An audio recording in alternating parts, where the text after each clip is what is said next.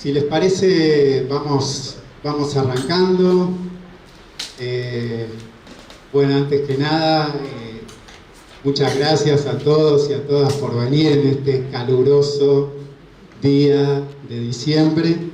Y bueno, antes de arrancar, quería anunciar que acaba de salir recién de imprenta Las nuevas tecnologías en los límites del capital, librazo.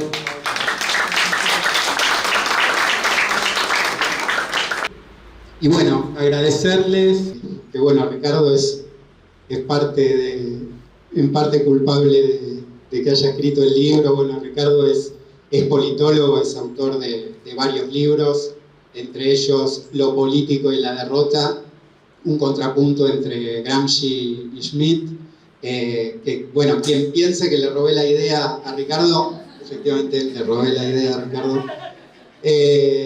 Bueno, también Poderes de la Abyección, El secreto de Edipo. Bueno, también acá es secretario académico de la maestría de Teoría y Política y Social acá en Socio. Bueno, agradecerle a Daniel Campione, que bueno, también es politólogo, la mayoría lo conocerán, es autor, entre otros libros, para leer a Gramsci, La Guerra Civil Española, Argentina y los argentinos, Orígenes estatales del peronismo, entre otros, ¿no? Bueno, al que además de agradecer la presencia, le agradezco la lectura que hizo del libro en la reseña que publicó en Huella del Sur, que bueno, después reprodujimos ahí en la izquierda, en Ideas de Izquierda.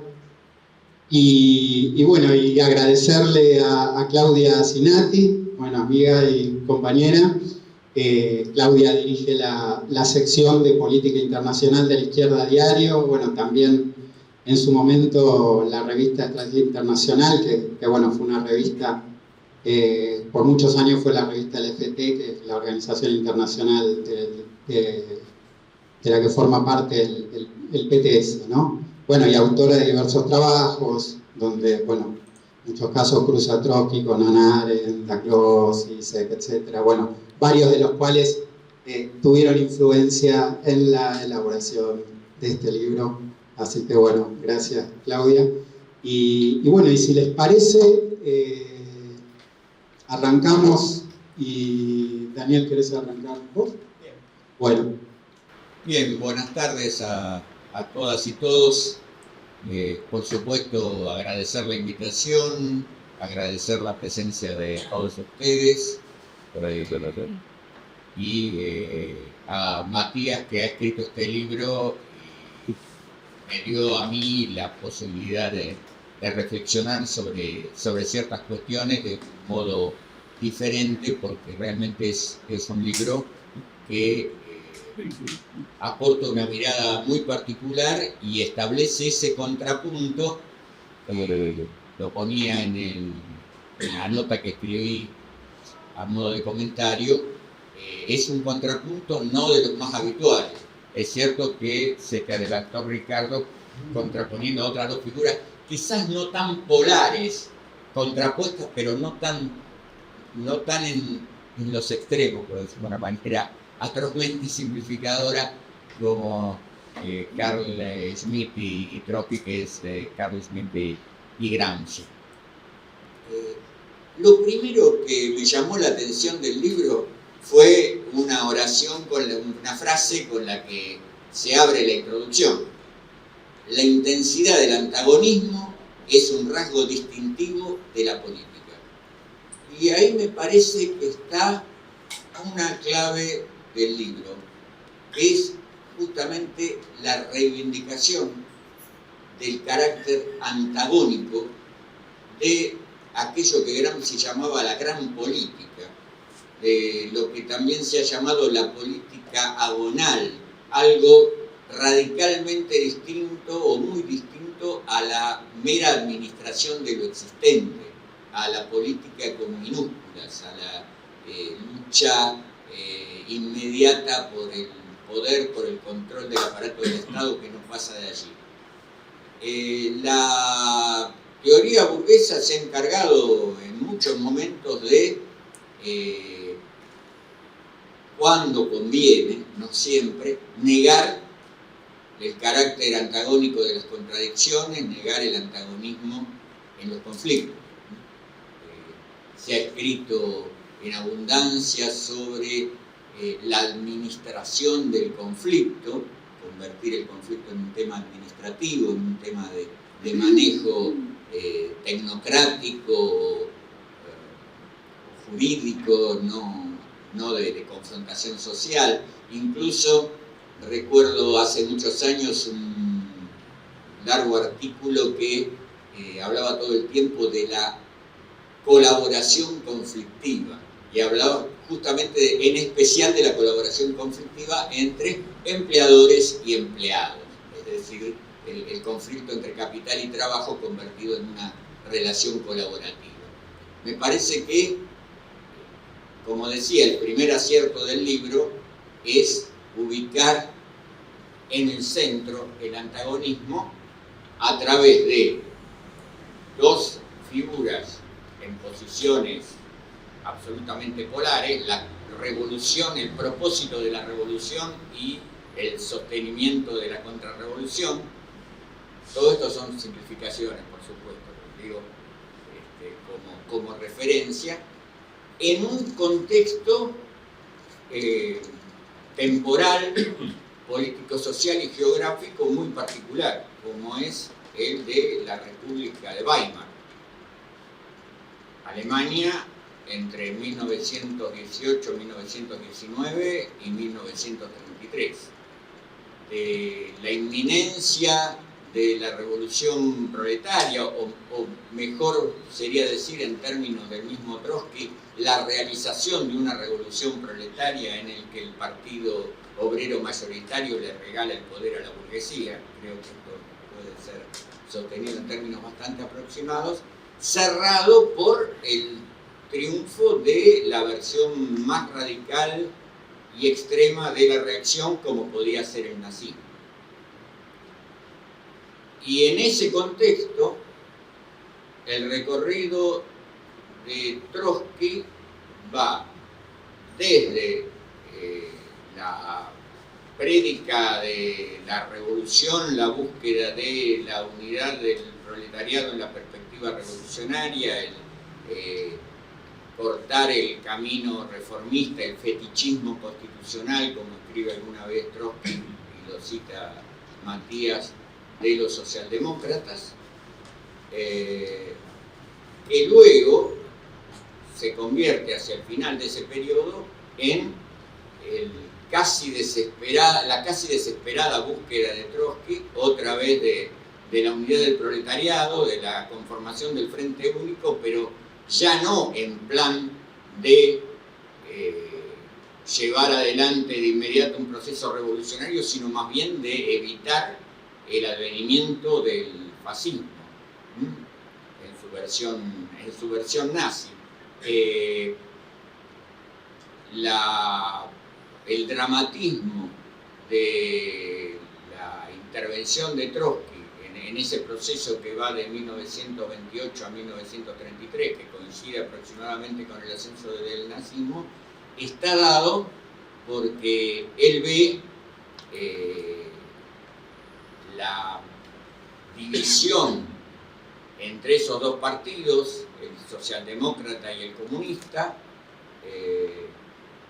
que a diferencia del periodo anterior ya no estaba clara esa diferencia entre un partido burocratizado, reformista y un partido revolucionario, sino que, como seguramente todos y todas ustedes saben, el Partido Comunista había tomado una senda ultimatista, la del tercer periodo, que partía de la convicción de que la revolución proletaria era tan inminente como inevitable y que de darse un acceso al poder político del nazismo, esto iba a ser nada más que un breve preludio del triunfo proletario final.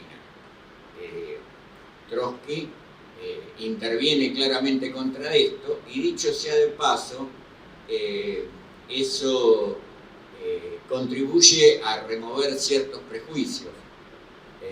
me acuerdo allá muy lejos, cuando yo pertenecía al Partido Comunista en mi juventud, y mi sorpresa al ver a Trotsky criticando por ultraizquierdista a la dirección comunista alemana. Y realmente es algo que remueve el prejuicio trotsquismo igual ultraizquierda. Allí estaba denunciando, por ejemplo, la actitud que califica de suicida de los comunistas alemanes de tildar a los socialdemócratas de socialfascistas y asimilarlos a los nazis. Incluso, ustedes recordarán, se llega al extremo de decir que los socialistas o los socialdemócratas situados más a la izquierda eran los peores porque confundían al proletariado. Es decir, una posición de repudio absoluto, sectaria, sin ver el peligro del advenimiento de los nazis. Y otra nota al pie de página, posible y necesaria.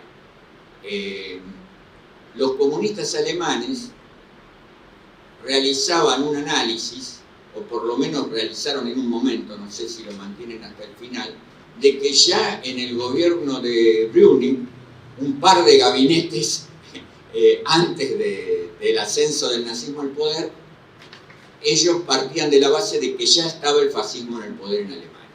Y esa es otra advertencia para toda la historia. No decir que el lobo ya está en el prado cuando eso todavía no ha ocurrido, porque quita la percepción del verdadero peligro que se corre. Ahora, oyendo a Schmitt y a Trotsky, el punto de contacto, o un punto de contacto entre Trotsky y Schmitt es, sin duda, que ambos coinciden, a su modo, en el carácter central del antagonismo, y ambos visualizan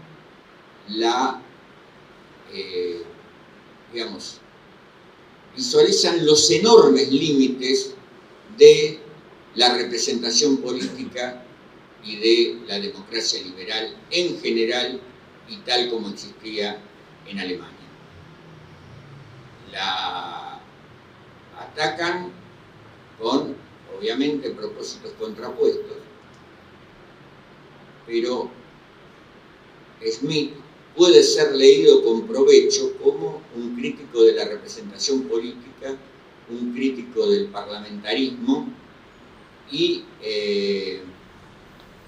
un hombre que percibía la gran limitación del liberalismo, que él señalaba como que los liberales tenían una cierta superstición de la ley, de lo jurídico, y no percibían que la ley no puede aplicarse en el caos, no percibían el problema del orden. Y en ese sentido, se puede decir que Schmitt tiene la particularidad de dar una fundamentación del orden político, de lo que nosotros llamaríamos el orden político burgués, más descarnada y por lo tanto más aproximada a la realidad que la que podemos observar en los teóricos del liberalismo. Y podemos proyectar esto incluso sobre el presente, y sobre el presente de nuestro país en algún sentido.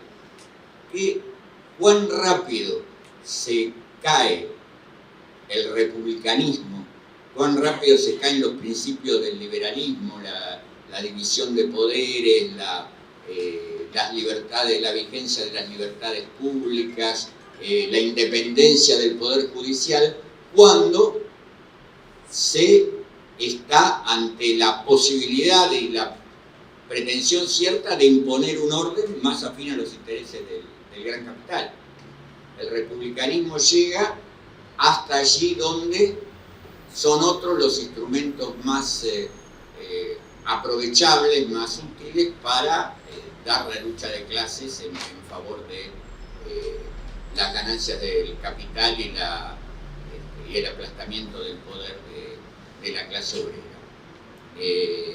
Schmitt a lo que aspira es a un Estado fuerte, unificado, no afectado por divisiones que lo amenacen de disgregación, y a lo largo de este periodo Schmitt va variando en cuanto a cómo ve la solución para este problema del orden, para este problema de garantizar que la sociedad alemana no se convirtiera en un orden de sentido de clase opuesta, en un orden socialista.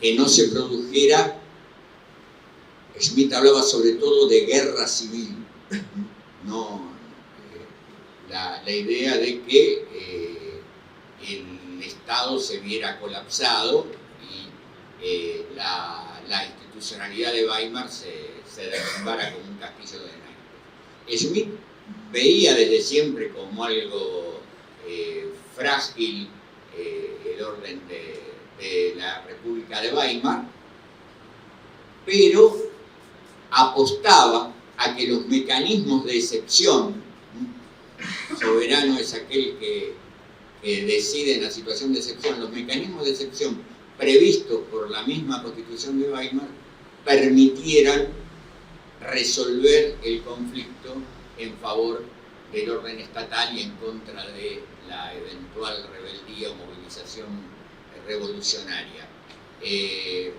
Durante un buen tiempo, Schmitt apuesta a que la figura del presidente, que tenía mucha fuerza en la Constitución de Weimar, no era un sistema parlamentarista clásico, tenía un poder presidencial de fuerte incidencia, la figura del presidente, el guardián de la Constitución, en su mirada, fuera útil para resguardar el orden existente y evitar la revolución. Con el tiempo, a medida que se profundiza la crisis, después de un periodo de relativa estabilización, Schmitt comienza a deslizarse en el sentido de la dictadura. Schmitt habla de dos tipos de dictadura: la dictadura comisarial dentro del orden constitucional y la dictadura soberana, la que instaura de alguna manera un orden nuevo. Se inclina en la última etapa poco a poco a la idea de que puede haber una dictadura de tipo soberano. Y allí, ¿cómo voy de tiempo? Bueno, voy terminando. Allí hay algo muy importante para ver, que es el modo de relación que tiene, dicho en dos palabras, el modo de relación que tiene Schmitt con el nazismo. Porque si uno toma cualquier referencia tipo enciclopedia de Schmitt, es muy probable que lo encuentre caracterizado como teórico del nazismo. Y eso hay que tomarlo con reserva, porque Schmitt efectivamente se afilia al partido nazi un poco después de que los nazis toman el poder, pero la opción de Schmitt con anterioridad no era el nazismo. Él pensaba más bien en términos de una dictadura más clásica, de una dictadura militar, la que en su momento estaban dispuestos a intentar las figuras del conservadurismo alemán. Hitler tampoco era en principio la opción de la alta burguesía alemana. Aceptan, como es bastante conocido, su acceso al poder en función de la idea de mantenerlo bajo control. No pensaban en términos de la rápida instauración de una dictadura totalitaria y de un régimen de partido único como efectivamente se dio. Trotsky sí veía con antecedencia hacia dónde iba, o aproximadamente hacia dónde iba el nazismo. Schmitt no, y solo adhiere ante el hecho consumado de que el nazismo ha triunfado, y me parece que una clave importante de su identificación es que el nazismo le daba un corte a la crisis, producía un orden que destruía a todas aquellas organizaciones que, dicho sea de paso, Trotsky intentaba defender: sindicatos, los partidos, el sindicato, las cooperativas, las organizaciones culturales proletarias. Todo eso quedaba destruido por el nazismo, sobre todo cuando en marzo de 1933 instaura la dictadura más abierta, con una ley, la ley de habilitación, que le permite al Poder Ejecutivo dictar todo tipo de leyes sin ninguna limitación. Schmitt es ahí que termina adheriendo al nazismo, donde no tiene mucho recorrido, porque más o menos rápidamente le empiezan a cuestionar desde el interior mismo del nazismo, sus colegas juristas, que no era un hombre con tradición antisemita, que había tratado a los nazis de vándalos e indisciplinados, etc. Así que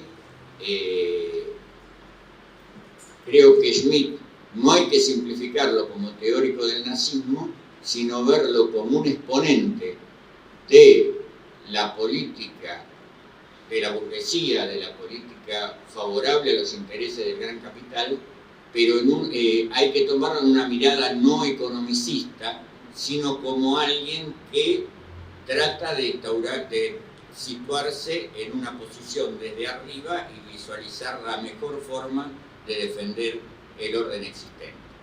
Enfrente lo tuvo a Trotsky tratando de impulsar un proceso revolucionario y de unidad del proletariado en ese país, Alemania, que había sido la gran esperanza de la Revolución de Octubre triunfante para evitar el aislamiento y la intervención extranjera, y que termina siendo el sitio del régimen más reaccionario de Europa.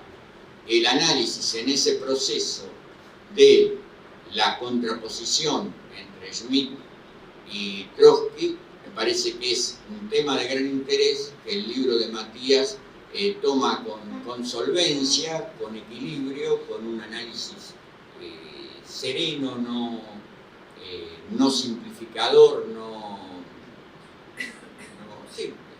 para nada simplificador, complejo, con una mirada de los distintos momentos. Así que bueno, recomendarles la lectura del libro a quienes todavía no la hayan hecho, y celebrar producciones, textos que instauren un debate sólido y pongan en juego no solo el pensamiento del propio campo, sino la reflexión sobre qué ocurre en el campo enemigo, qué ocurre en el polo de clase contrario y en la mirada contrarrevolucionaria. Muchas gracias.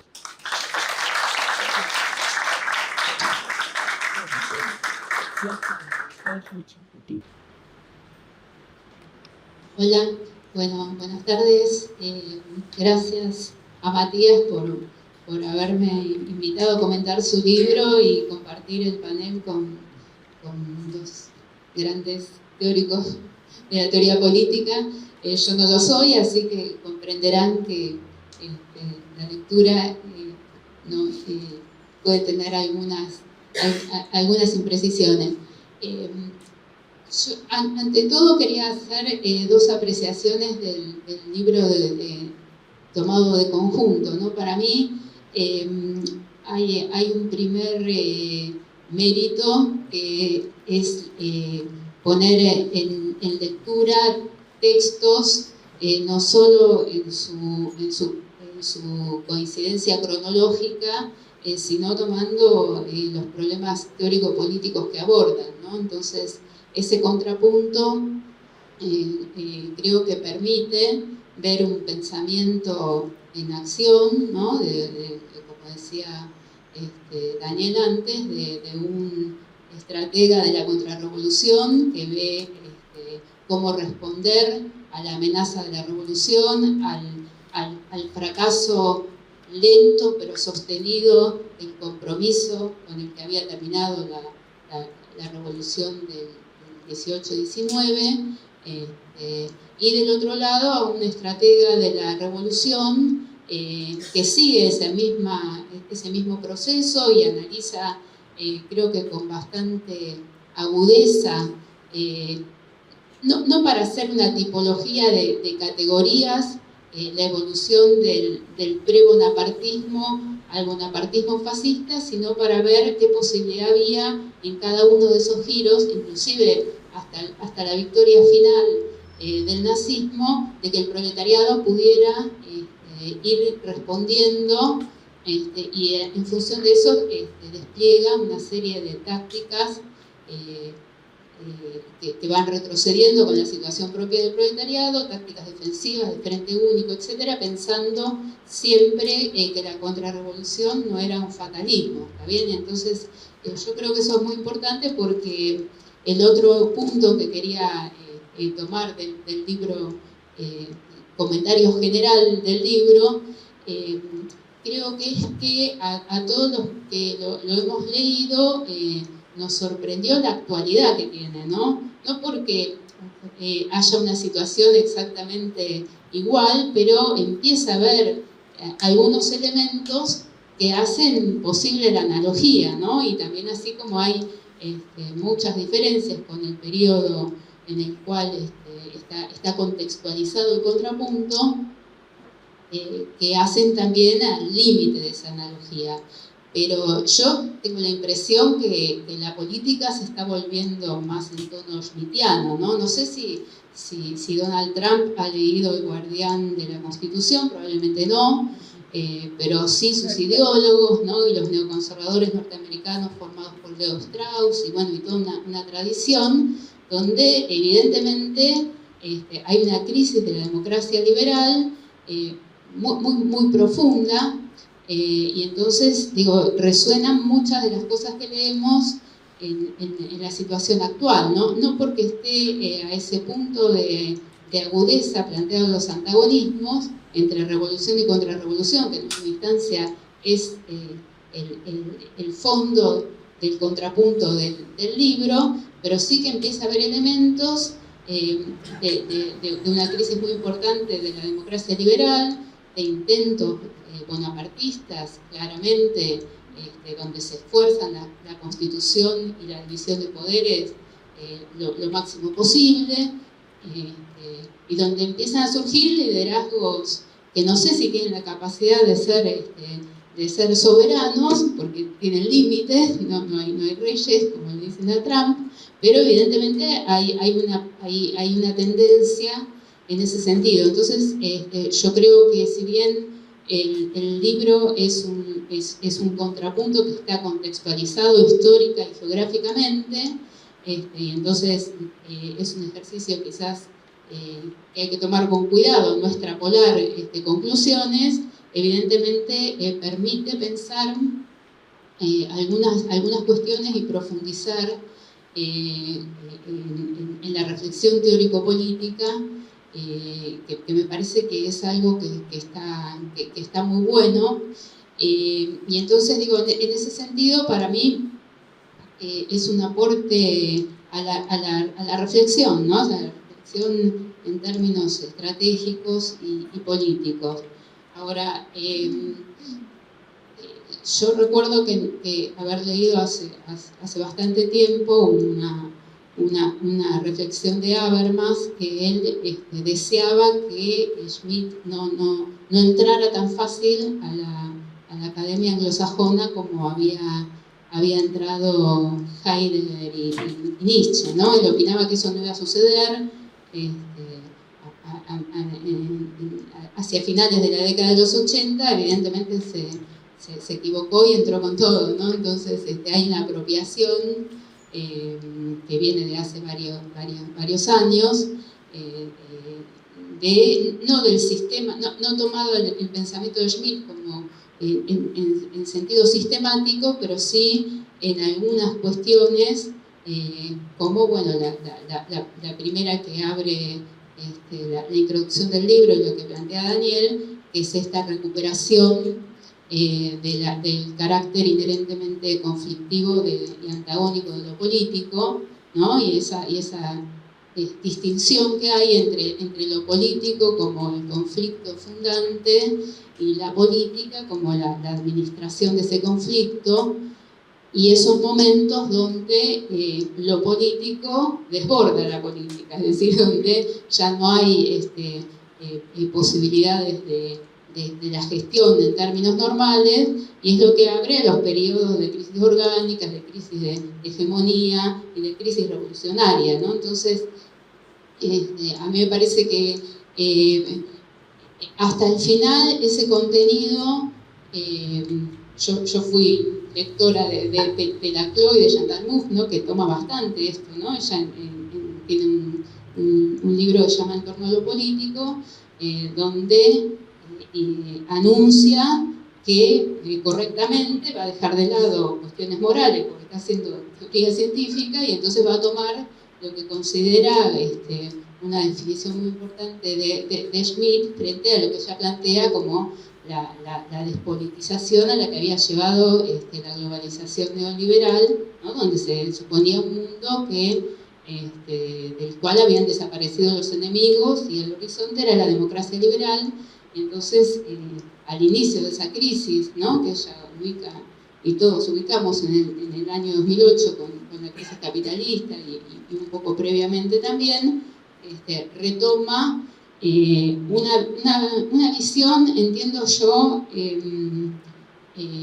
un poco diluida del antagonismo, porque son sectores que desde la izquierda habían renunciado al marxismo, planteando que era un esencialismo de clase, ¿no? Y que eso anulaba la política y llevaba al determinismo y en última instancia al estalinismo, y entonces es una ruptura en términos poco dialécticos con el marxismo, que lleva a quitarle todo fundamento a la política, a lo político, y en última instancia a los antagonismos que se expresan en el terreno político, ¿no? Entonces hay una lectura de Schmitt diluida del antagonismo que lleva en última instancia a la revolución contra revolución, a una suerte de reabsorción en un sistema democrático, ¿no? Agonístico, lo llama ella, donde ya la distinción no es amigo-enemigo y tampoco amigo contrincante, digo, en el sentido de la guerra civil, sino adversarios, que eso después tiene, digo, consecuencias políticas, porque por ejemplo, si ustedes la leen ahora, ¿no? Donde ella hace una evolución, ¿no? A través también de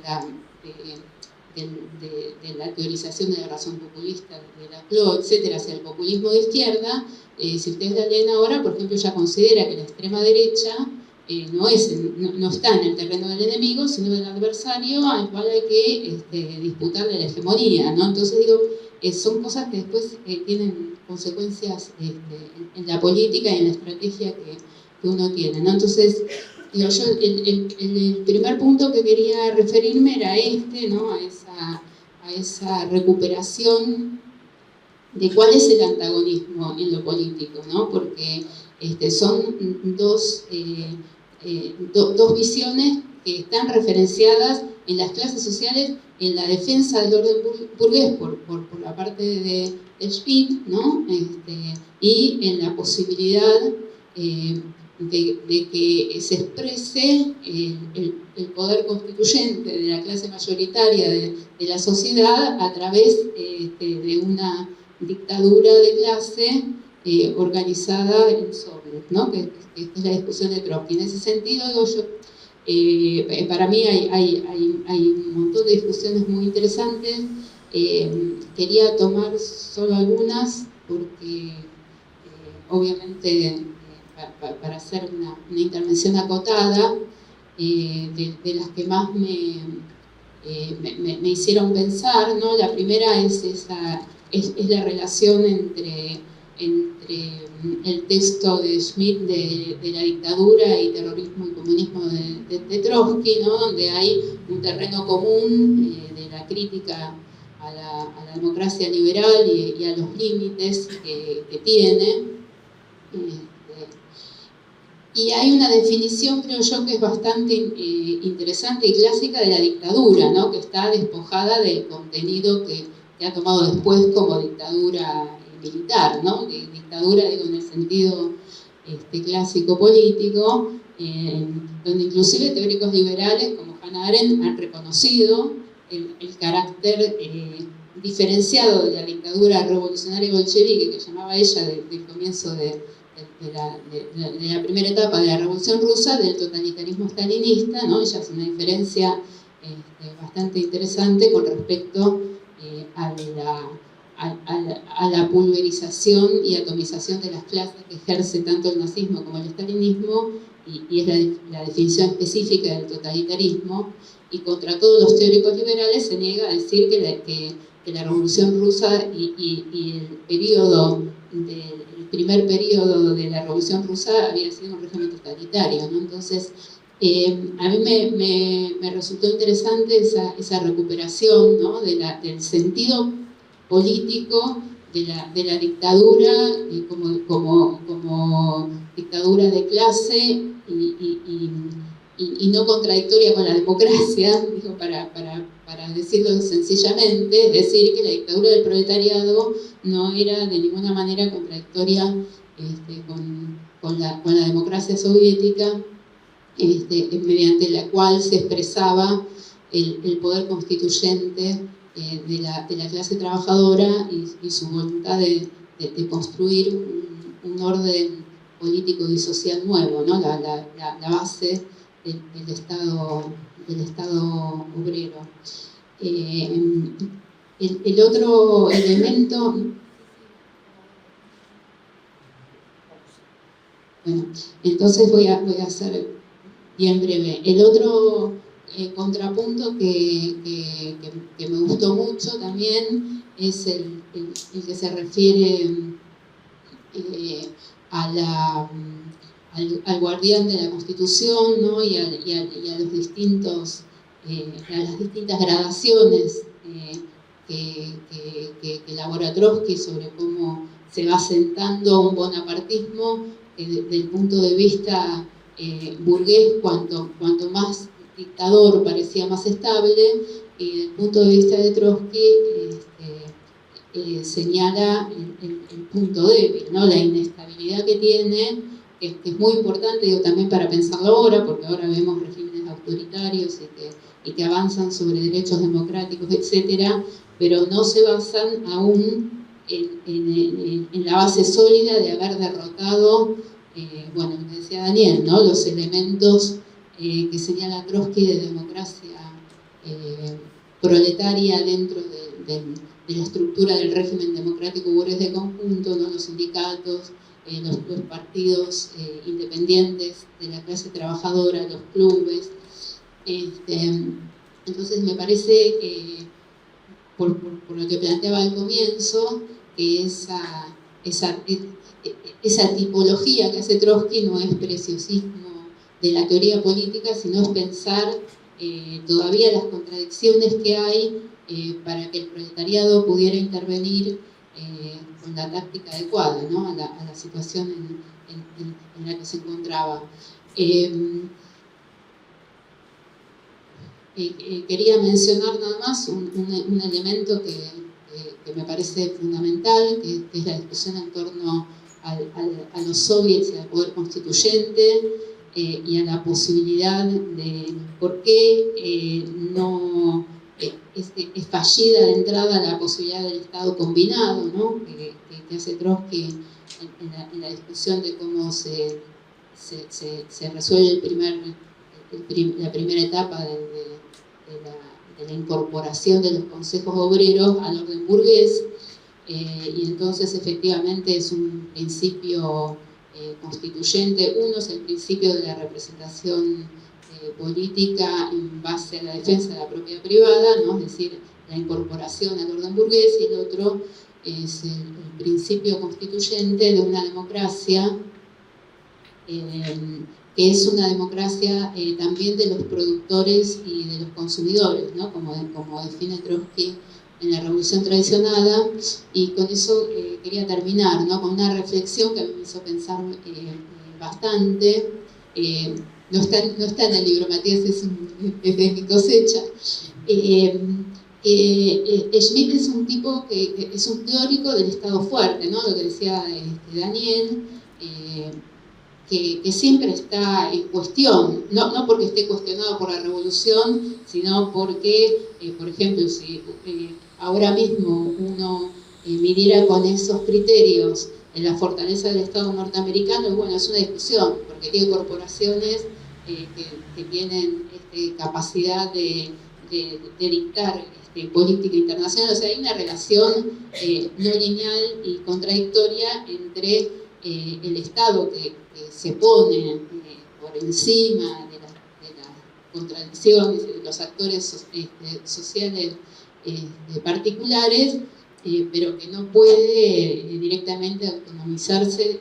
Siempre es un programa y una teoría política, ¿no? Pero en la realidad, bueno, hay toda una discusión, ¿no? Y surgen corrientes soberanistas porque se pierden grados de decisión en función de la internacionalización del capital financiero, de la independencia del Banco Central, etcétera, etcétera, y sobre todo pierde la instancia de representación que tienen esos regímenes, ¿no? Frente al Ejecutivo, frente al Poder Judicial, etcétera. Pero en última instancia es un teórico del Estado fuerte, digo, más allá de cómo eso se materialice y la capacidad que tengan los Estados. Y en el caso de Trotsky, en realidad desde que Marx formula la dictadura del proletariado como régimen de transición, ¿no? Pasando por el Estado y la revolución de Lenin y el propio Trotsky, ¿no? En sus últimos análisis y sobre todo en la Revolución Traicionada, nosotros siempre hablamos de un semi-estado, ¿no? De un estado, o sea, es donde el contrapunto quizás es más agudo, ¿no? Porque siempre es un semi-estado proletario que lleva en sí mismo las condiciones para su propia extinción, ¿no? Bueno, históricamente no da para hacer una discusión, ¿no? Eso no sucedió. Hubo un momento excepcional de la guerra civil y después hubo stalinismo, y es Trotsky justamente el que va a discutir no solo en todos los aspectos, inclusive en el fortalecimiento de una burocracia estatal que incluso adopta métodos ajenos a la democracia obrera, como el sufragio universal, constituciones similares a constituciones burguesas, etc. En ese sentido, yo quería reivindicar el aspecto soviético de la democracia soviética como la vía, entiendo yo, haciendo una lectura propia, ¿no? de la Revolución Traicionada, donde efectivamente tanto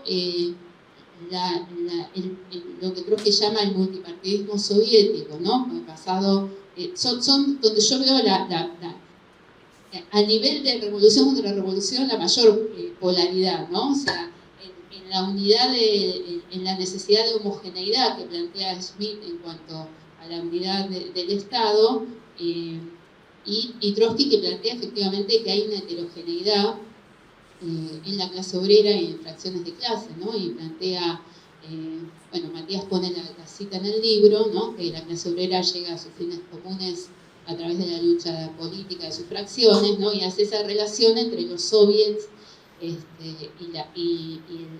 el pluripartidismo soviético y el rol del Partido Revolucionario, que creo yo que es donde fusiona o plantea la posibilidad de fusionar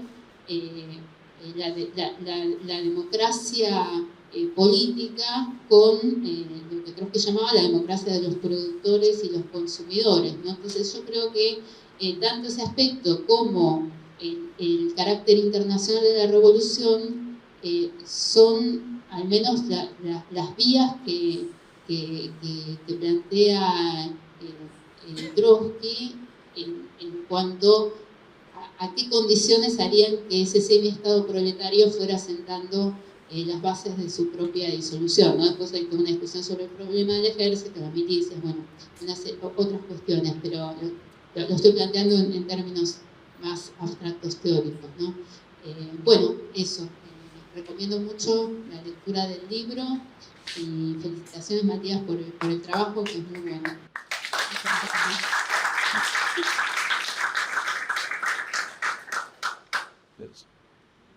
Bueno, ¿qué tal? ¿Cómo están? Para mí realmente es una alegría que este libro esté acá. Matías me había dicho que los otros libros que escribió no los presentó, así que tiene que ser una alegría todavía aumentada. Me pone muy contento que esté acá, que circule. Siempre es bueno de alguna manera recibir ese objeto, que no es solamente una cosa, ¿no? Y hay muchas horas, hay muchas discusiones, hay muchos años, y siempre es interesante que, bueno, lo podamos conversar, adelantando algunas cosas y dejando siempre un resto que seguramente ustedes como lectores lo van a ir rastreando. Yo, como estoy bastante psicoanalizado, no tengo culpa de que haya aparecido este libro. Más bien me pone muy contento porque acompañé, diríamos, las reflexiones de Matías durante, bueno, unos años, que no fueron tantos, ¿no? Que fue el tiempo de la maestría en Teoría Política y Social. Ya teníamos algunas conversaciones previas también con el amigo Juan Dalmazo, así que veníamos conversando sobre estos asuntos e ir discutiendo, bueno, con Matías, muchas de sus hipótesis. Después voy a decir alguna que no logré torcer esa hipótesis que está en el libro, pero es un placer realmente por estar acá, conversar con los colegas, con todos ustedes. En el prólogo del libro, que también tuve la suerte de escribir, yo utilicé la palabra valiente. A mí realmente me parece un libro teóricamente valiente, porque no deja de ser un libro que se inserta dentro de una dimensión académica, y que repasa toda una serie de interpretaciones sobre estos dos autores. Trotsky al mismo tiempo no es un autor muy trabajado en la academia argentina, y uno podría decir en gran parte de la academia iberoamericana, aun cuando es un autor importantísimo, no solamente para el contexto histórico que le interesa particularmente a Matías, sino para los restos de ese contexto histórico e inclusive para las discusiones políticas del presente.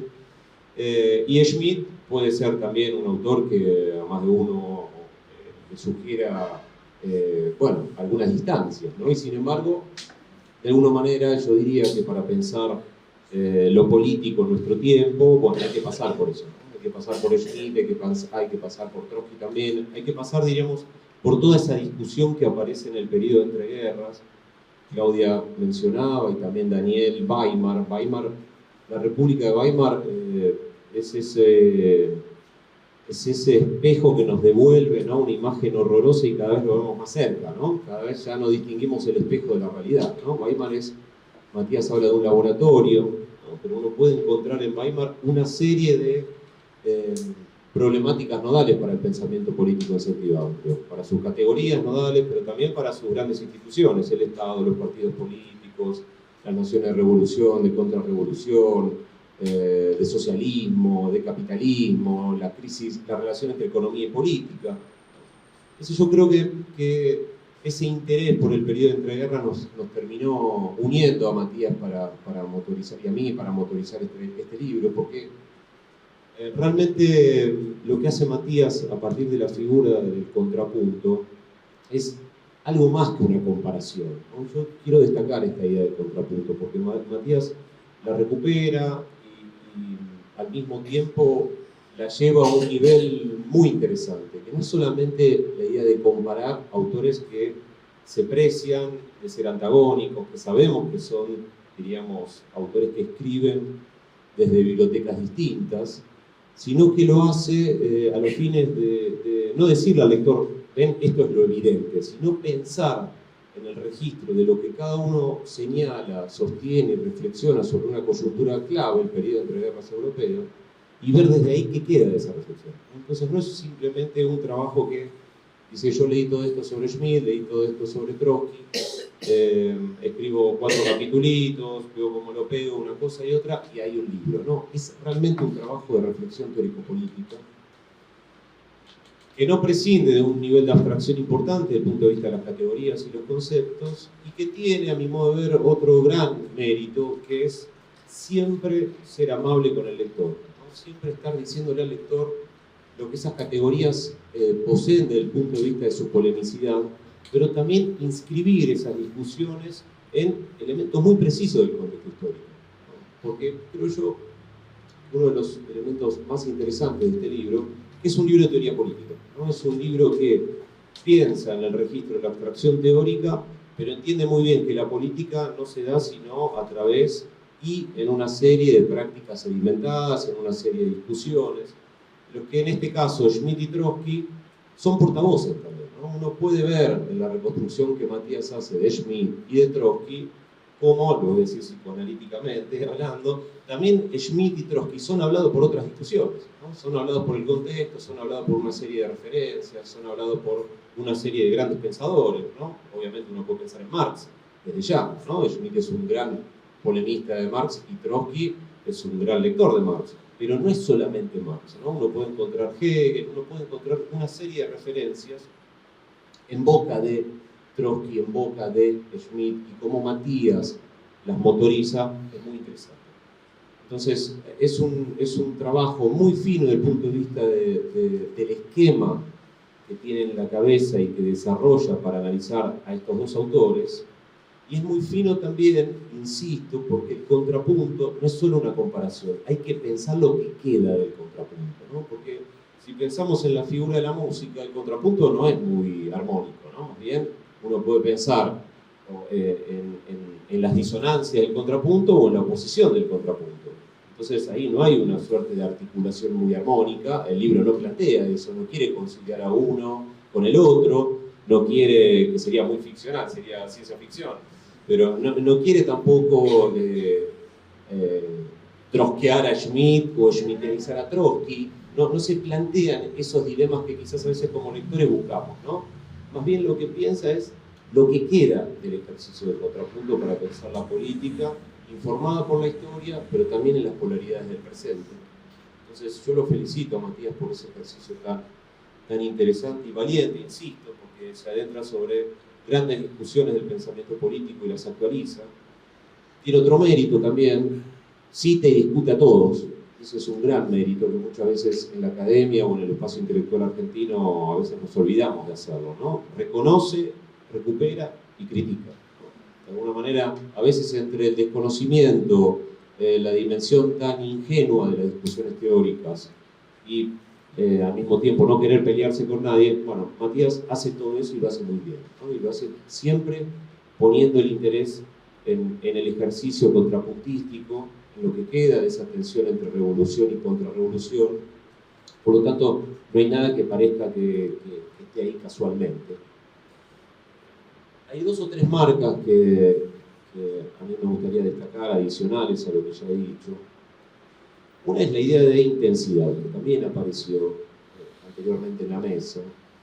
Y eso es una marca schmittiana de Matías como lector, ¿no?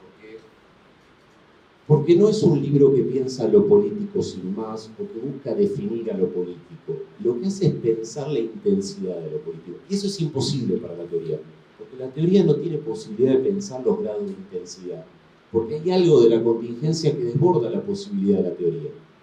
Y Matías se adentra casi en esa dimensión trágica de la teoría, ¿no? Pensar lo imposible, pensar la intensidad, porque precisamente el periodo entre guerras pone en juego la intensidad de la política, ¿no? Hasta dónde es posible, como decía Claudia también, que las dimensiones institucionales abriguen el conflicto, lo transmiten, los administren, hasta dónde no, hasta dónde inclusive hay algo de la contingencia, de las dimensiones sociales, económicas, que pueden llevarse puesto una forma política, llevarse puesto, diríamos, más de un gobierno, llevarse puesto ciertos proyectos que se figuran, diríamos, muy sobrios y muy destacados, pero que de alguna manera la contingencia siempre tiene ese efecto disolvente que permea la dimensión política. Entonces, Matías piensa de la intensidad de lo político.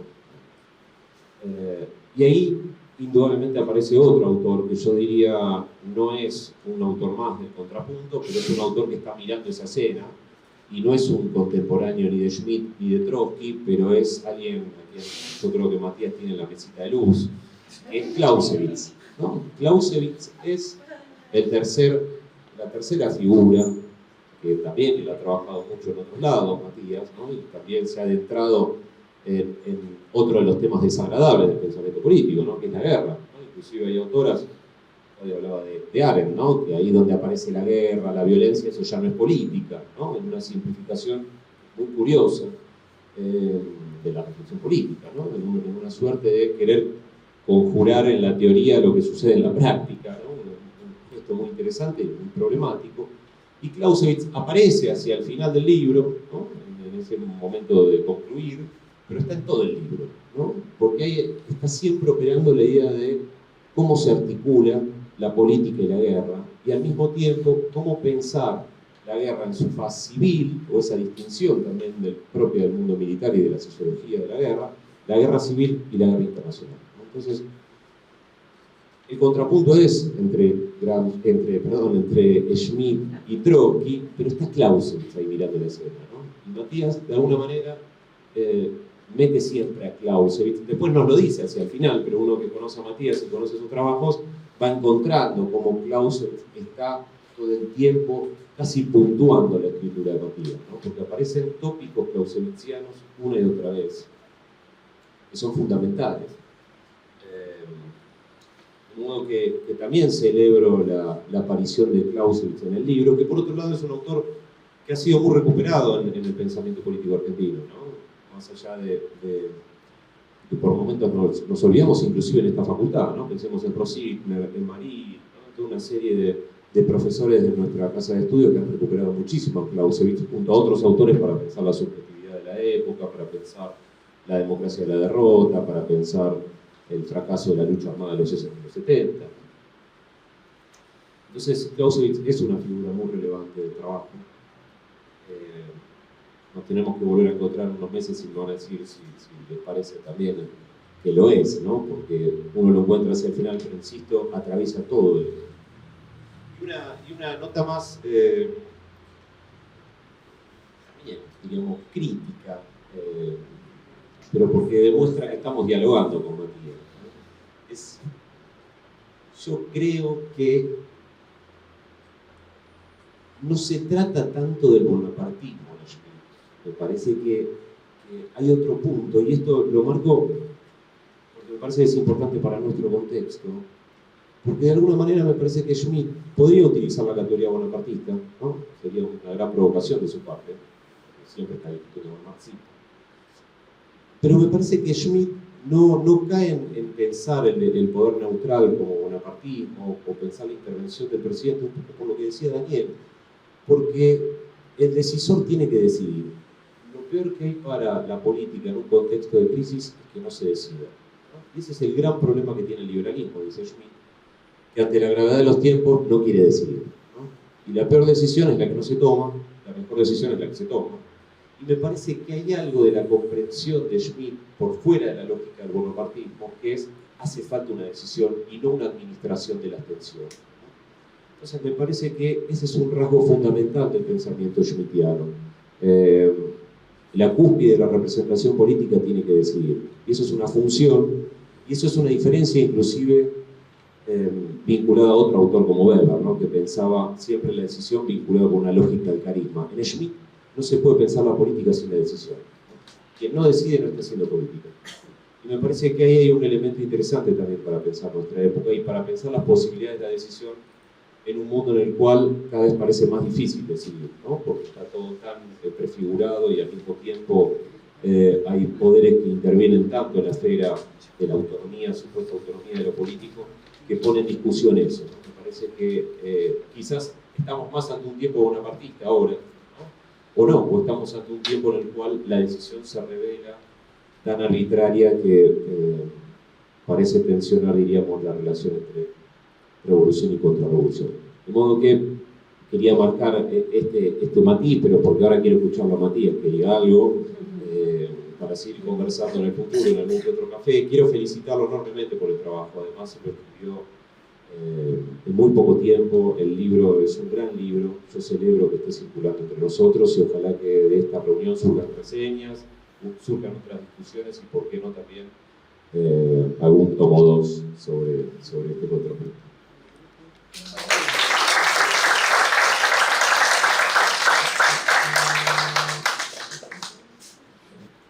Bueno, voy a ponerme el tiempo por las dudas. Igual yo voy a ser breve porque la verdad me pareció muy interesantes las intervenciones de Daniel, de Claudia, de Ricardo.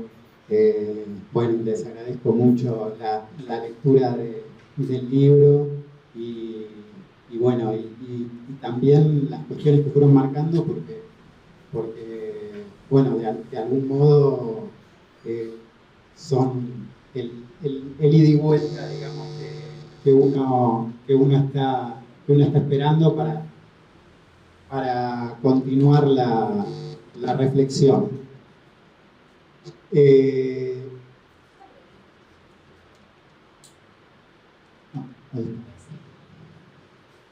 Bueno, no se me cortó, pero hizo eco, así que conste. Bueno, yo para tomar algunas cositas, ¿no? Pues en algún orden aleatorio.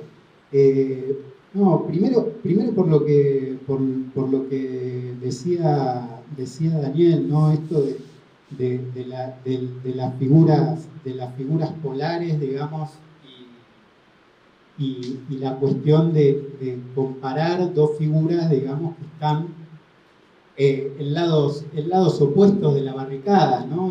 Pensaba, bueno, Schmitt tenía ese mérito que era pensar mucho qué se estaba pensando del otro lado, es decir, estaba interesado en saber qué pensaba el marxismo. Por eso esos cruces, por ejemplo, que hay nada más ni nada menos que en el prólogo a un libro como La dictadura de Schmitt, cuyo subtítulo es el problema de la soberanía desde el surgimiento, digamos, de la modernidad hasta la lucha de clase proletaria, ¿no? Y me parece que esa cuestión, por lo menos a mí me sirvió bastante para plantear, digamos, una intención que tiene el libro, que es doble. Ahí, bueno, yo pongo el tema de hacer una lectura más política, entre comillas, de Schmitt, y una lectura teórica de textos de Trotsky, que en muchos casos son textos muy imbuidos por la coyuntura. Es decir, son textos y muchas veces no son leídos más allá de eso, ¿no? Y pensaba lo que decía Ricardo, el problema de que Trotsky está bastante ausente en la academia como reflexión política, a diferencia de otro de los grandes teóricos de la Tercera Internacional, como Gramsci, ¿no? Están los trabajos de Ricardo, bueno, están los trabajos de Juan Dalmaso, que realizó sobre Gramsci, y en contrapunto también con el pensamiento de Trotsky, en Hegemonía y Lucha de Clases. Y me parece que en el caso de Trotsky ahí hay una injusticia, ¿no? Porque hay una injusticia y también hay una una cierta intencionalidad política, ¿no? También. Pero yo quería destacar esto porque me parece, los textos, muchos de los textos de Alemania y todo, bueno, muchos deben saber, hay una compilación que está del León Trotsky, digamos, que de ahí que se llama La lucha contra el fascismo en Alemania, donde están muchos de esos textos, y la intuición era, bueno, en esos textos, que son de coyuntura efectivamente, donde Trotsky no realiza una teorización sistemática, hay, digamos, el germen de problemas teórico-políticos, digamos, pensados de forma original, ¿no? Bueno, Perry Anderson planteaba que los textos esos de frente al ascenso del fascismo eran una de las obras más interesantes, digamos, de teoría política que habían surgido en el materialismo histórico, ¿no? Pero sin embargo, no tienen el trabajo, digamos, que podrían tener. Y desde ese punto de vista creo que el contrapunto con Schmitt es muy útil para poder pensar más teóricamente muchas de las cuestiones que estaban planteando Trotsky y Schmitt, y bueno, a las que se refirieron, bueno, tanto Daniel como Claudia como Ricardo, que me parece eso importante destacar. Otra cosa que decía Daniel, que me parece muy interesante, es este tema, ¿no? Para resaltar esta cuestión de que ambos piensan lo político en términos alternativos a la concepción que tiene el liberalismo, ¿no? Es decir, entender lo político como limitado a la disputa de intereses que buscan influir, digamos, en el devenir normal de la administración del Estado, ¿no? Y volver a esos términos, hoy, como decía Claudia, me parece que es muy importante, digamos, en momentos donde esta administración del Estado, del estatus, digamos, actual, se presenta como realpolitik, ¿no? Cuando en realidad para Trotsky y para Schmitt, digamos, no lo es, o lo es solamente superficialmente, ¿no? Y una cosa que tienen en común tanto Schmitt como Trotsky, que también lo marcaban antes, es este tema de que los dos no dan por hecho, como algo dado, el orden político vigente. Es decir, ambos piensan en términos, esto también lo señalaba Claudia, ¿no? de poder constituyente. Es decir, de la potencia capaz de terminar con un orden político y social existente y crear uno nuevo. Es decir, en el caso de Schmitt, ve el Estado atravesado, digamos, recorrido de manera permanente, lo cual lo inquieta mucho, por ese poder constituyente que plantea el problema de la presencia original del pueblo, ¿no? Que en determinado momento del desarrollo histórico, a partir de mediados del siglo XIX y sobre todo en el siglo XX, empieza a tener como un actor protagónico a la clase obrera. De ahí el subtítulo que les mencionaba de la dictadura, ¿no? Es decir, en Schmitt hay una reflexión sobre las vías para limitar o neutralizar ese poder constituyente, y una reflexión sobre cuáles son las garantías del orden. Es decir, ¿qué garantías se puede dar el orden para perpetuarse o para recomponerse una vez que es cuestionado, ¿no?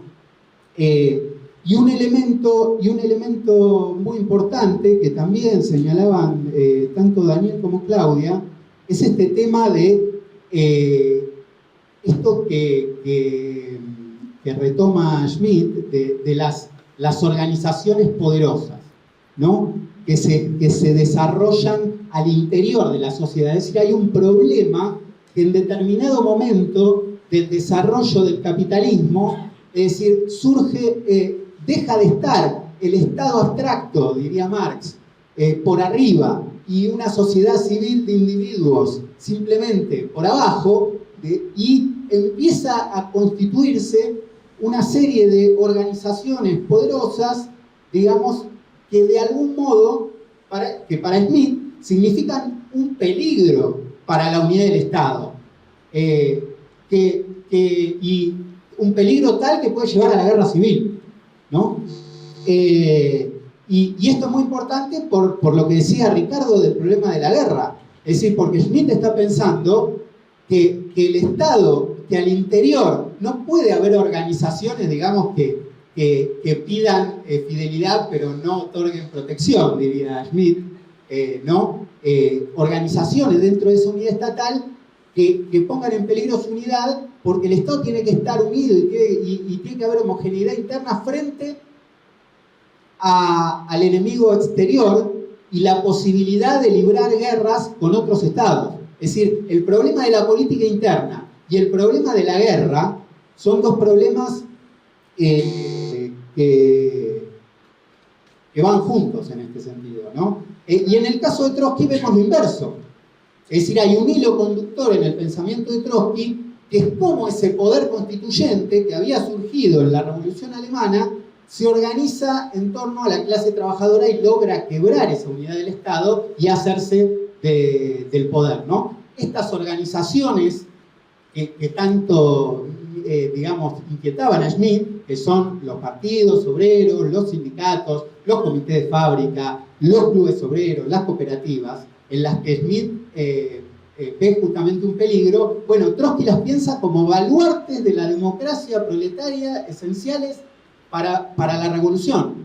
Es decir, el mismo problema pensado del otro lado de la barricada. En última instancia se dan la razón en este sentido mutuamente, ¿no? Y ahí vienen una serie de figuras con las cuales tanto Trotsky como Smith van a pensar este problema, el problema de cómo limitar el poder constituyente y el problema de cómo reemerge ese poder constituyente que había surgido en la Revolución del 18 en Alemania y había quedado absorbido por el régimen estatal. Y bueno, y en el caso de Trotsky entra el Frente Único, entran el problema de los comités de fábrica, el problema de la articulación en torno a estas organizaciones poderosas de la clase trabajadora para defenderlas, el problema del Frente Único, ¿no? Y todo visto desde el punto de vista de, bueno, cómo puede emerger este poder constituyente articulado en torno a la clase obrera. Y en el caso de Smith, digamos, las diferentes figuras que fueron nombrando, ¿no? El problema del poder neutral, la cuestión del guardián de la Constitución, es decir, que se plantea cómo sería posible, digamos, neutralizar la resistencia, ¿no? El Estado, figuras ya más cercanas digamos, mucho más autoritarias, como puede ser el Estado total cualitativo, figuras que no importa, yo las enumero, digo, están en el libro. Y me parece, por lo que decía Ricardo acá, que efectivamente el problema de la decisión, digamos, el guardián de la Constitución no es simplemente, digamos, un bonapartista que, digamos, hace equilibrio entre diferentes sectores, sino que también está el problema de la decisión. Que la decisión es decidir, digamos, sobre todo cuándo declarar el estado de excepción, es decir, cuándo suspender la Constitución, cuando el orden ya no es viable por sí mismo y es necesario suspenderlo para conservarlo, ¿no?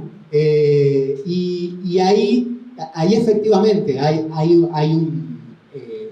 una distancia, digamos, la categoría de bonapartismo. Se podría decir, no sé, Ricardo, digo, lo estoy pensando en voz alta, ¿no? Pero se podría hablar de una decisión bonapartista también, porque es un tipo de decisión que no está fundada, digamos, ¿no? Es una decisión existencial que toma este guardián de la Constitución, porque está en peligro el orden estatal y el propio orden burgués.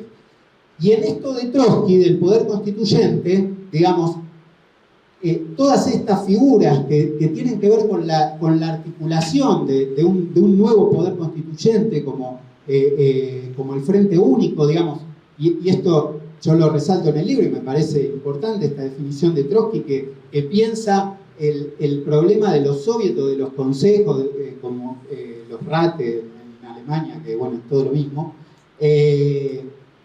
como, digamos, que los piensa como el frente, digamos, la organización del Frente Único de Masas. Es decir, hay una conexión entre el problema del Frente Único desarrollado en forma más permanente y la emergencia de esta organización que va a ser el poder constituyente.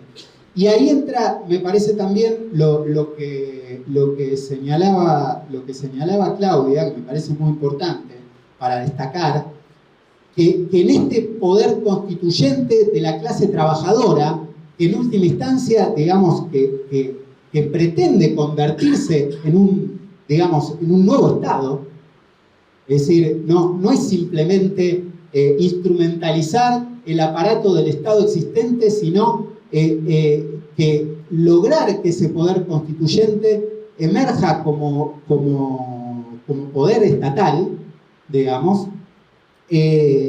efectivamente no es cualquier Estado. Es decir, es un Estado que, digamos, está pensado en términos de, digamos, de reabsorción de alguna manera, digamos, de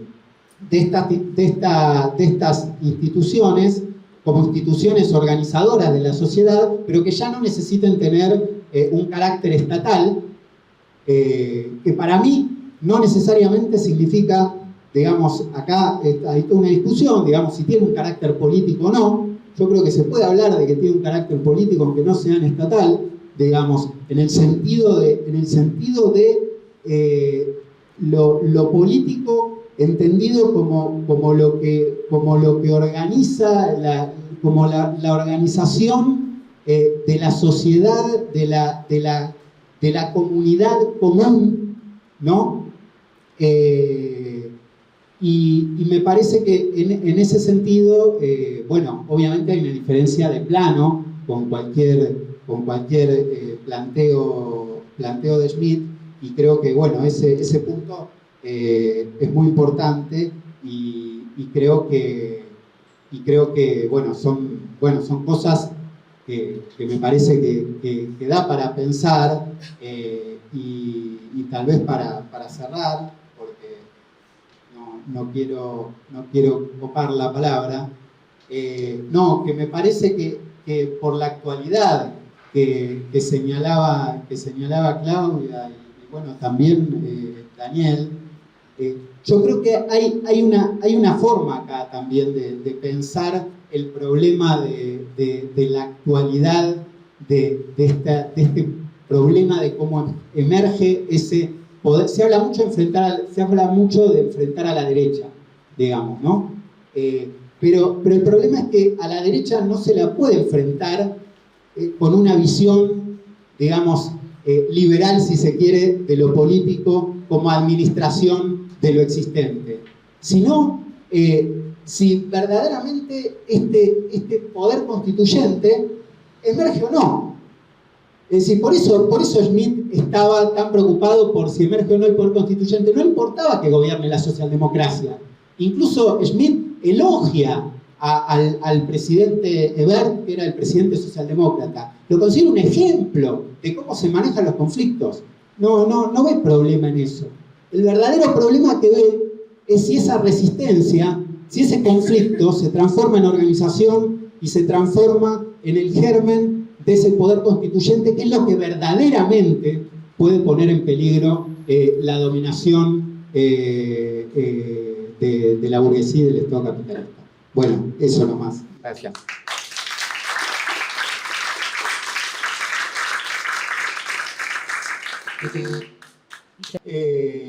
No sé si alguna preguntas, intervenciones, abrimos.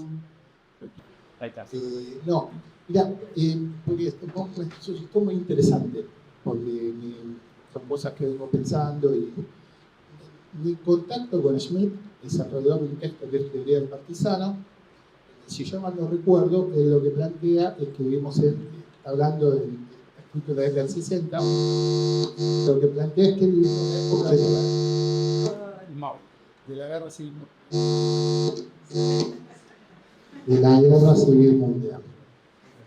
Y que por lo tanto, hay una frase ahí que hay que combatir al partisano con los métodos del partisano. Que yo entiendo que esto es el fascismo, ¿no? Porque el fascismo fue un movimiento partisano para hacer la guerra civil cuando la clase trabajadora, organizando los lumpenes en la pequeña burguesía para reventarla. Dicho sea de paso, recomiendo la muy buena serie de movie Mussolini del siglo XX, donde se puede ver cómo el fascismo utiliza una combinación de política de cooperación y concesiones con el viejo régimen con la política de la guerra civil y con la subversión del proletariado. Y ahí en este punto, porque yo creo que, por lo que decía Claudia y Daniel, ya hay una discusión internacional sobre el avance del fascismo, los nuevos fascismos, etc. Y yo entiendo, por lo que conozco, por otra lectura sobre y por lo que planteó Daniel, que hay distintos grados de la contrarrevolución. O sea, hay distintas formas de dictadura, hay distintos grados de la contrarrevolución, hay distintas formas de lidiar en esta época de la Guerra Civil Mundial en el sentido que plantea Schmitt. Y si estamos en un momento que se está reconfigurando el orden mundial, ¿sí? Yo coincido con... A mí Trump me impacta porque, claro, el cambio de estrategia del imperialismo norteamericano tiene que impactar también un cambio en las formas históricas con que el Estado norteamericano y la democracia norteamericana lidió con los conflictos. Es decir, se está configurando algo, no sé qué, algo. Yo la vez pasada leía CICET decía que hay dos fuerzas que importan en Estados Unidos Sur, que es el populismo trumpista y los socialistas democráticos, que todo lo demás es pasado. Entonces acá se están configurando los polos, el de la contrarrevolución y de alguna manera distorsionada un polo que intenta buscar un cambio de la realidad en un sentido progresivo, en un sentido favorable a las grandes mayorías, ¿no? Entonces, la primera pregunta, porque lo que a mí me queda, porque para mí la actualidad de Schmitt y Trotsky, este contrapunto, es que estamos entrando en un momento donde la guerra civil vuelve a estar en discusión, ¿no? Digo, en Estados Unidos tiene un malazo a Charlie Kirk que no sé cómo definir eso, ese acto, ¿no? Acá, donde hay elementos de estado de excepción. Y otro contacto con Schmitt es Arendt, el concepto de estado de excepción, ¿sí? Ahora el estado de excepción, entendido como la contrarrevolución que suspende todos los derechos y golpea, también hay distintos grados de estado de excepción. Porque en un momento en que se está reconfigurando todo, la ley o lo heredado no siempre es útil, se esfuerza. Lo vemos en Argentina, el gobierno de Milei forzó durante todo su primer periodo la votación en el régimen del veto. Es decir, forzó todas las leyes para un régimen que no es normal. No es un régimen normal de funcionamiento de las instituciones y gobernar vetando leyes, ¿no? Y ahora constituyendo una minoría con la colectora que fue Fuerza Patria, que le dio los diputados que le faltaban. Entonces, yo veo que la productividad de este contrapunto, además del trabajo histórico, de situarlo como lo citó muy bien Daniel, en la República de Weimar y esos conflictos, es pensar esto, el problema de la guerra civil. Porque también hay distintos grados de guerra civil, no todo es guerra civil abierta, yo al menos no estoy hablando de eso. Ahora hay un mundo que está reconfigurando su orden mundial, donde los imperialismos o las grandes potencias se preparan de diversa manera, avanzan hacia la guerra o ponen en su horizonte un discurso de guerra. Hay reconfiguración del orden político. Trump es un régimen brutal. O sea, nuestro amigo Carlos Brown, cada vez que me escribe, me dice, es como Milei, pero con fierro. Es decir, ataca a todos y donde ataca provoca estallidos.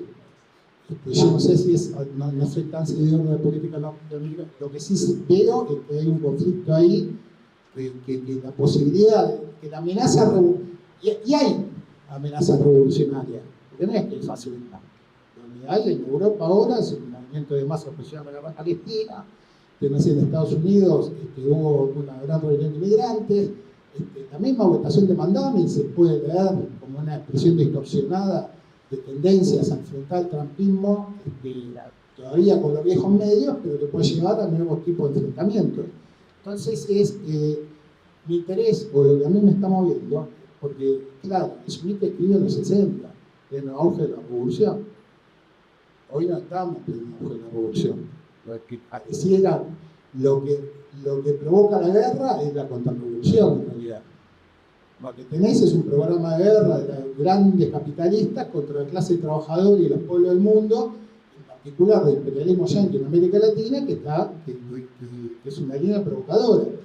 Era la guerra, los bombardeos a Venezuela, las amenazas a Venezuela, la misma política de Milei de querer destruir las relaciones laborales en la Argentina y instaurar la reforma laboral.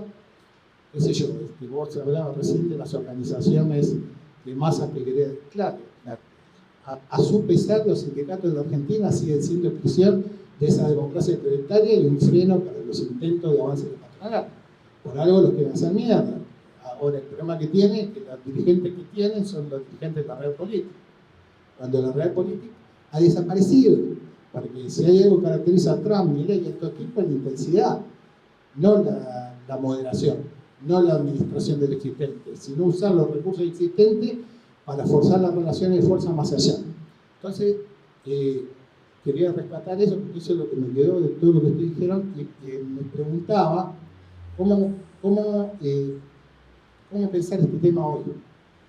Primero, ¿cuál es el cuadro? Si es que estamos, si es que hay como dice Lazarato, una guerra civil mundial, o qué hay de eso, y cómo pensarlo de la intervención de un poder constituyente que pueda formar una fuerza poderosa para darle cuerpo, porque si hay guerra civil, quiero ganar, no quiero perder. Eso nada más. Primero, agradecerle a Matías por haber escrito el libro, a las compañeras y compañeros de la editorial por haber hecho, digamos, esta publicación tan cuidada. Me preguntaron en casa por qué estaba Macron en la tapa, entonces me dieron pie para contarles quién era Carl Schmitt y bueno, y toda una serie de historias. Y las intervenciones de la mesa, por haber compartido también sus lecturas. Yo lo leí, digo, casi me lo devoré. Es un libro que además está escrito, digo, si bien son temas que son muy complejos, pero es muy agradable de leer porque es muy llevadero. Y por una cosa y yo lo leí desde el prisma de las ciencias jurídicas, no tanto de las ciencias políticas, entonces quizás pude recuperar de la lectura cosas que la academia jurídica impone como esas verdades absolutas que nadie sabe de dónde salieron ni a dónde van. Me parece que es súper interesante desde ese punto de vista haber hecho una reflexión muy situada en el momento donde además se da nacimiento a lo que después se va a conocer como el constitucionalismo social, que es lo que da pie a que surja un derecho laboral, a derechos sociales, que es esa segunda etapa de la discusión que hacen los constitucionalistas, que está, digamos, toda una primera etapa de las constituciones liberales, donde se reconocen los derechos políticos, y este segundo momento, donde efectivamente tienen que traducir a norma positiva relaciones de fuerza que quedan instauradas a partir del choque de clases y del choque de las distintas estructuras jurídicas que van surgiendo en el conflicto. Me parece un libro que es efectivamente valiente, digo, porque pone en discusión, digo, a Carl Schmitt, a Kelsen, digamos, en derecho nos taladran en el cerebro, y que para entender muchas de esas lógicas jurídicas es imposible entenderlas si no es desde una mirada situada. Y entender el derecho desde la lucha de clases permite también entender por qué esas normas quedan reflejadas en el 14 bis que hoy tenemos y que Milei quiere venir, Milei, y yo creo que en este momento, digo que como dice Esteban, ansiosa por leer el libro de Paula también, estamos en un momento de caos sistémico, es efectivamente este momento donde, como decía Nela Besa, digamos, las leyes no se pueden aplicar sin orden, o sea, no hay manera, no importa cuánta reforma laboral aprueben en el Congreso, digo, todo eso va a pasar por el tamiz de la lucha de clases. Entonces, digamos, ahí hay una relación entre eso que queda sentado como norma positiva y todos estos procesos que dieron origen a lo que hoy nos regula, pero que ya no se puede sostener porque no conviene ni a los intereses del imperialismo ni a los intereses de los capitalistas, digo, en todas sus esferas de intervención, digo, no les permite ordenar una sociedad que está convulsionada justamente por todo el caos que genera el propio agotamiento del ciclo que estamos atravesando. Así que nada, me parece, eso, agradecerles a todos, digo, me parece que son aportes muy necesarios en este momento. Gracias, Mara. Bueno, no sé si quieren tomar la palabra un poquito. ¿No? Bueno, no, para cerrar simplemente, bueno, primero agradecer también bueno, muy especialmente a Roxy, que no sé si está por ahí, que también fue fundamental para que el libro viera la luz, y a todo el equipo de Ediciones IPS, que bueno, hace un gran laburo. No, y después por las dos cuestiones, digamos, breve, ¿no? Por lo que decía Facu, sobre todo por el tema de la guerra civil, me quedaba pensando una cosa que después no dije, ¿no? En una definición que había dado Claudia, ¿no? Que decía esto de que lo político desborda la política, ¿no? Está bueno, me parece una buena síntesis.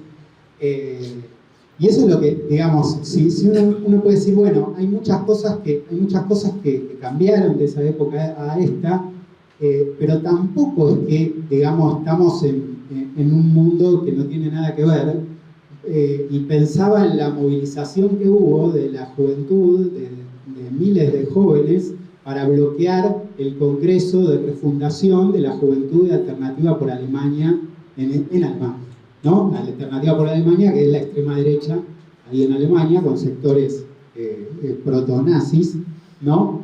Y todo un sector de la juventud se movilizó para bloquear la creación de esa juventud, ¿no? Es decir, esto como imagen, si se quiere, de que efectivamente estamos entrando en otro momento. Yo creo que una de las grandes diferencias que hay ahora es que es este problema, digamos, de cómo reconstruir digamos, de cómo desarrollar esas organizaciones poderosas, digamos, que decíamos antes, que por ejemplo acá, bueno, Facu señalaba lo de los sindicatos, por ejemplo, es decir, cómo recuperarlos de manos de la dirigencia que está negociando la reforma laboral con Milei. Y me acordaba también de una cuestión que planteó una entrevista que les recomiendo de Fernando Rosso, que le hizo a Emilio Albamonte, ¿no? Que decía algo así, ahora no me acuerdo exactamente, ¿no? Pero el problema de crear una nueva cultura de la autoorganización, digamos, desarrollar comunidades de base, ¿no? Esta cuestión contra el individualismo extremo que quieren poner, digamos, el liberalismo y todos estos sectores de ultraderecha, especialmente acá Milei, ¿no? Con la ideología que tiene, cómo contraponerle a eso una frase que en su momento habían popularizado los ceramistas, ¿no? Esto de que si nos tocan a uno, nos tocan a todos, ¿no? Y cómo para defender esas posiciones que están siendo atacadas, digamos, es necesario articular alrededor de eso, digamos, una fuerza de trabajadores, precarios, estudiantes, movimiento de mujeres, etc. Digamos, cómo alrededor de esa cuestión de solidaridad, de vínculo, digamos, desde el punto de vista de la resistencia, que tiene que ver con cómo pensaba Trotsky el problema de Alemania, porque acá están planteados los problemas generales, pero después Trotsky en los textos, si ustedes lo leen, hay ejemplos concretos, tipo de una fábrica en tal lugar, que Trotsky dice, miren, esto si se generaliza, por ejemplo, digamos, y había ejemplos muy interesantes de cómo ese Frente Único verdaderamente se había desarrollado, a pesar del Partido Comunista que estaba en contra en ese momento, ¿no? Y yo creo que eso hoy es clave, digamos, es clave, porque si la situación se sigue agudizando, si los enfrentamientos son tan agudos, como bien decía Smith, el peligro pasa por ahí, y como bien decía Trotsky, la posibilidad de que emerja un poder constituyente también pasa por ahí, ¿no? Entonces yo creo que ahí tenemos una gran tarea que es diferente en nuestra época, pero que bueno, que también digamos, nos ayudan todos los movimientos y los cambios también que está habiendo en la conciencia, como muestra, por ejemplo, el caso de los trabajadores y estudiantes italianos que se levantan, hacen una huelga con piquete, frenan el país, en primer lugar por Palestina, es decir, contra el genocidio en Palestina, para que no lleven las armas ahí. Es decir,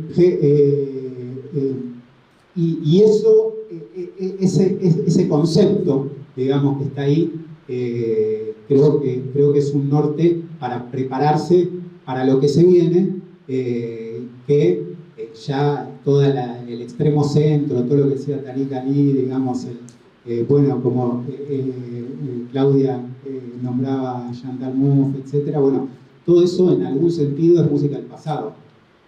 Es decir, y efectivamente las clases dominantes cada vez piensan más en forma smithiana. El problema es si nosotros pensamos cada vez más en forma trotskista.